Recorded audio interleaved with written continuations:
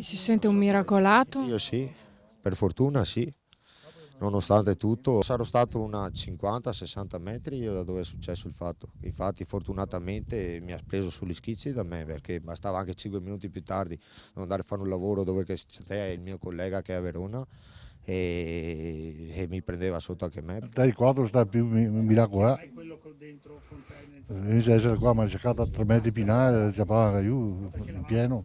All'indomani dell'incidente alle acciaierie venete di Padova, in cui domenica mattina verso le 8 sono rimasti coinvolti 4 operai, tra cui 2 gravemente, parla Simone Vivian, 34enne originario di Doloma, residente a Vigonovo, che è sopravvissuto e in tarda serata, dopo essere stato portato all'ospedale in ambulanza, è potuto tornare a casa. Io stavo riempiendo una paniera che sarebbe refrattario dove va dentro l'acciaio liquido e c'erano il mio collega che stava facendo un lavoro a 10 metri, 15 da dove è successo il fatto che si è sganciato la Silviera, che è un altro contenitore cilindrico che tiene dai 60 ai 90 quintali di acciaio liquido a 1500 gradi e fatalità, ho sentito un botto, mi sono girato, ho visto fuoco dappertutto e i 2 che lavoravano sotto proprio di acciaieria sono al 100% ustionati. Sono stati colpiti prima dall'ondata di calore e dopo dal materiale che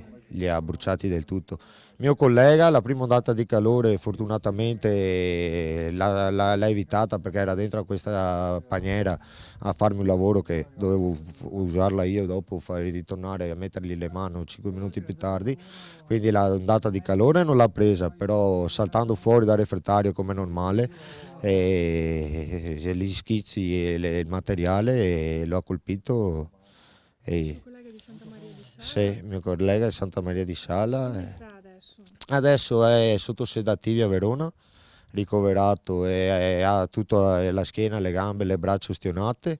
Mi hanno detto che ha un buco sulla schiena che devono valutare quanto fondo è, se è stato interessato nervi, zone più pericolosi.